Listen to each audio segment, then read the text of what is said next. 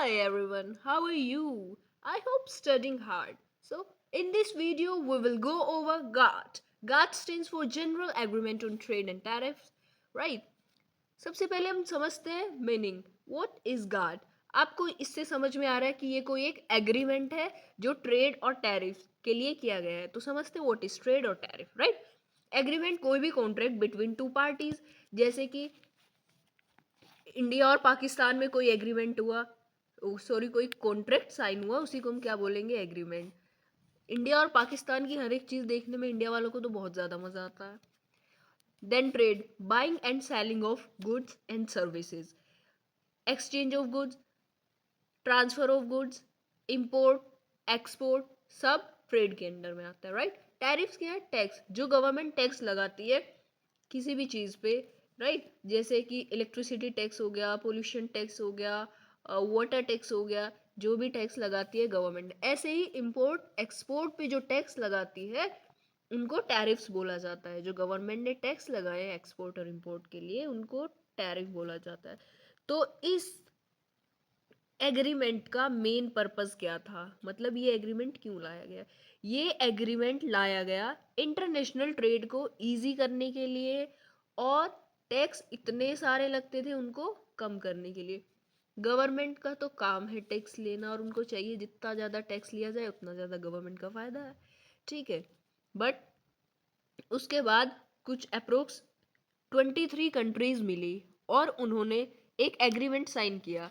मतलब एग्रीमेंट में ऐसा था कि अगर एक कंट्री टैक्स को रिड्यूस कर रही है तो ऑटोमेटिकली सारी कंट्रीज टैक्स को रिड्यूस करेंगी. वो एग्रीमेंट ऐसा था. अगर कोई एक टैरिफ कट कर रहा है यानी टैक्स को कट कर रहा है, नेगोशिएट कर रहा है, कम कर रहा है, तो ऑटोमेटिकली जो 23 कंट्रीज जो भी उसका पार्ट है वो सब ऑटोमेटिकली उनसे भी वो टैक्स की अमाउंट इतनी ही रिड्यूस कर दी जाएगी, ठीक है. Let's see the purpose of agreement. The purpose of agreement was to make international trade easier by reducing tariffs यानी टैक्स एंड नॉन टैरिफ्स. यानी ये तो डायरेक्ट टैक्स थे जो गवर्नमेंट लेती थी और नॉन टैरिफ्स थे कुछ बैरियर्स जो गवर्नमेंट ने ट्रेड पे लगाए हुए थे, right. Quota subsidies and all बहुत सारी चीज़ें, ठीक है. Signing off GATT. GATT sign किया गया था 23 कंट्रीज ने मिलके साइन किया था एक कॉन्फ्रेंस में. United nation conference on trade and employment चल रही थी कहाँ पे, स्विट्जरलैंड में, जिनेवा में.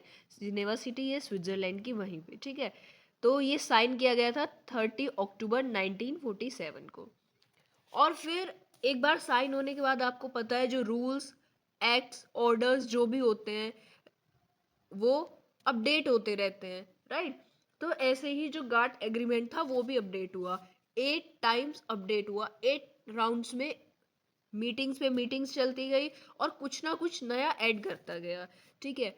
फर्स्ट से 7th राउंड तक तो उसका जो मेन फोकस था नॉर्मली यही था कि टैक्स को हम मतलब किस हद तक, जिस हद तक हम रिड्यूस कर सकते हैं ना उस हद तक उन्होंने कम किया टैक्स को, right.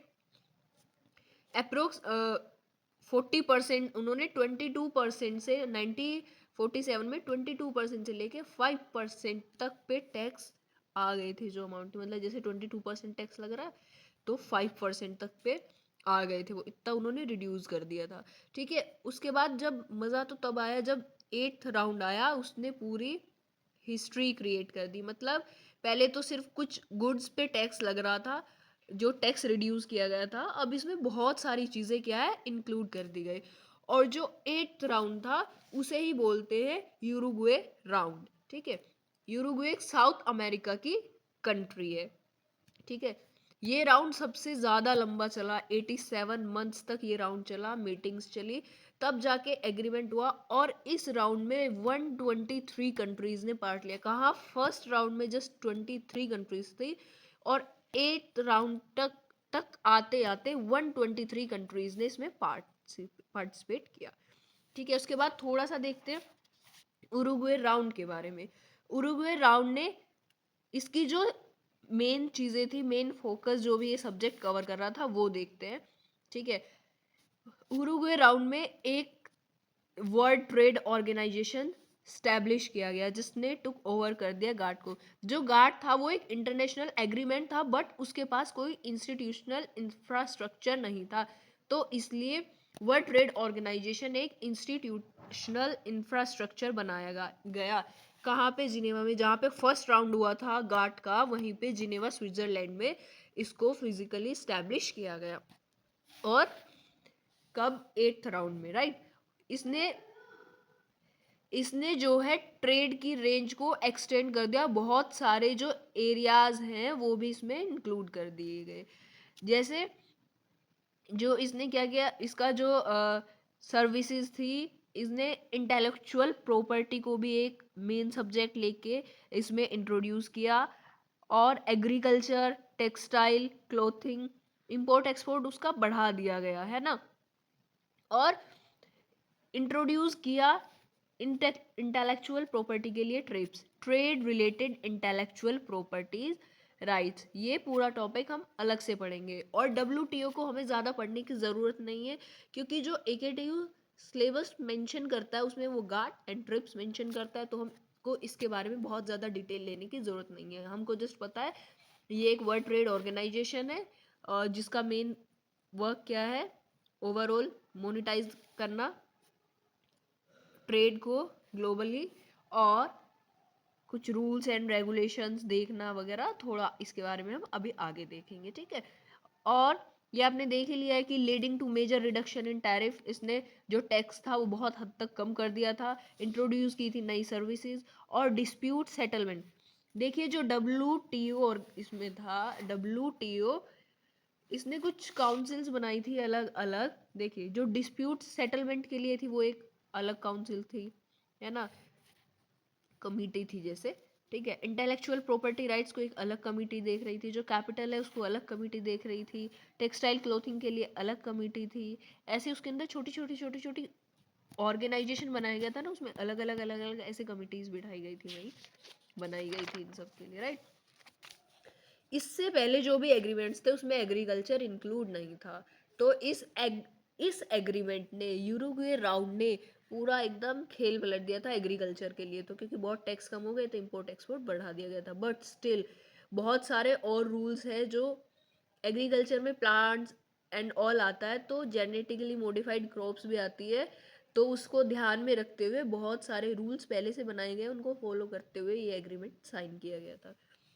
Most favoured nation principle, most favoured nation principle GATT इसलिए था क्योंकि जितने भी मेंबर्स साइन करेंगे इस कॉन्ट्रैक्ट को, उनको किसी को भी ज़्यादा या कम लेवल पे नहीं रखा जाएगा। जितने भी मेंबर है, इंडिया हो, इंग्लैंड हो, जापान हो, US हो, सबको एक लेवल पे रखा जाएगा, सब इक्वल है इसके लिए, ठीक है। जितना इस एग्रीमेंट में सबका जो पार्टिसिपेशन है वो इक्वल है, राइट। एक बार जो भी कंट्री नेगोशिएट कर दे रही है टैरिफ कट को, यानी जो भी रिड्यूस कर दे रही है टैक्स को, वो सब कंट्रीज को फॉलो करना पड़ेगा। This same cut would automatically apply to all GATT signatories, right.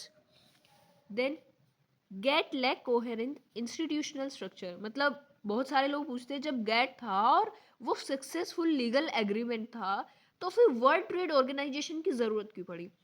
देखिए वो एक जस्ट लीगल एग्रीमेंट था जो इंटरनेशनल ऑर्गेनाइजेशन की तरह एक्ट कर रहा था, बट उसका कोई इंस्टीट्यूशनल स्ट्रक्चर नहीं था। इसलिए वर्ल्ड ट्रेड ऑर्गेनाइजेशन को सेटअप किया गया 1995 में। और World Trade Organization is an international institution that oversees the rules for global trade among nations, which is located in Geneva, Switzerland. जो वर्ल्ड ट्रेड ऑर्गेनाइजेशन है उसका मेन फंक्शन था जो भी ट्रेड रिलेटेड एक्टिविटीज़ चल रही हैं वर्ल्ड वाइड उनको ऑब्जर्व करना, और जो भी चेंजेस करने थे या फिर नए रूल्स एंड रेगुलेशंस जो भी बनाने थे वो सब इसी के अंदर होते गए।